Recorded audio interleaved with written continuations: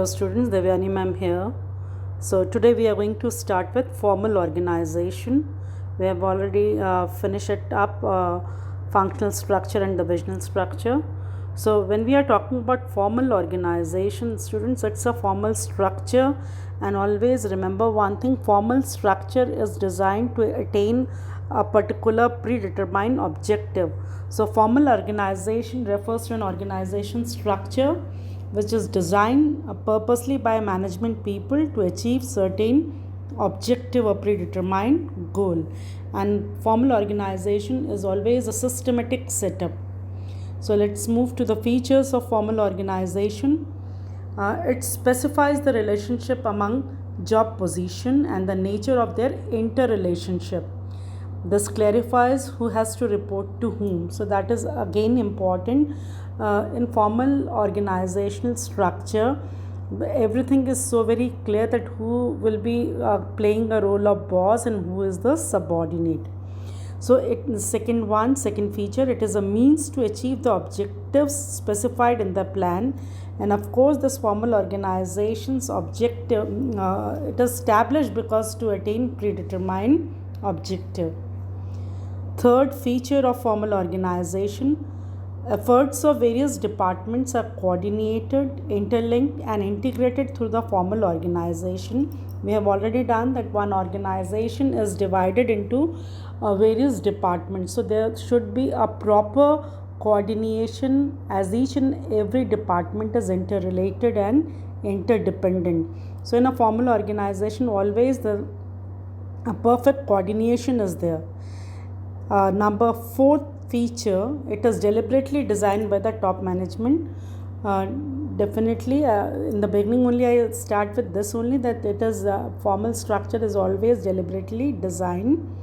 Next, it places more emphasis on work to be performed than interpersonal relationship among employees.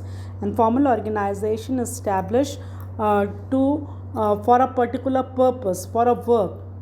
So that is all the features we have done. Let's start with the advantages of formal organization. As it is a systematic organizational structure, so it is very easy to fix responsibility since mutual relationships are clearly defined. So again, in the beginning we have done who is the boss, who is the subordinate, under one boss how many subordinate will work.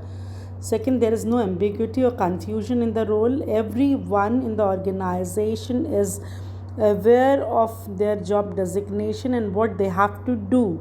This is absolutely clear to each and every person working in organization. Next, unity of command is maintained through an established chain of command.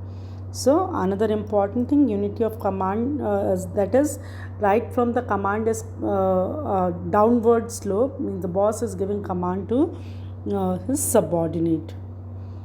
Next advantages, it leads to effective accomplishment of goals by providing a framework for the operation to be performed and ensuring that each employee knows the role he has to play.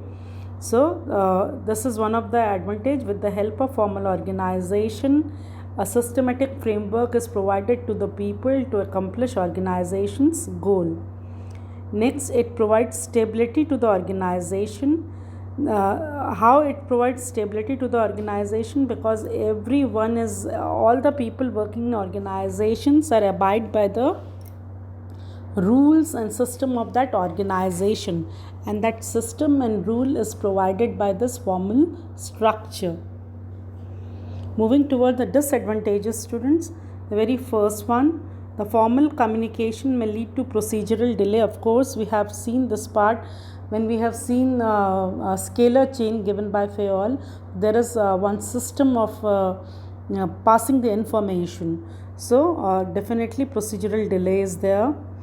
Poor organization practices may not provide adequate recognition to create talent. So that is a problem is there, because everyone is supposed to follow whatever is already fixed. So for that reason, it's very difficult or not getting chance to recognize creative talent, because the subordinate can't use the way he feels so to do the work. He has to supposed to follow the instruction given by boss. Then the third disadvantage, it is difficult to understand all human relationship in an enterprise as it places more emphasis on structure and work. So no place for human relationship. The establishment of formal organization is for work. So definitely it is focused on work only. That is one of the disadvantage. So we have finished with all the features, advantage and disadvantage. Thank you, students.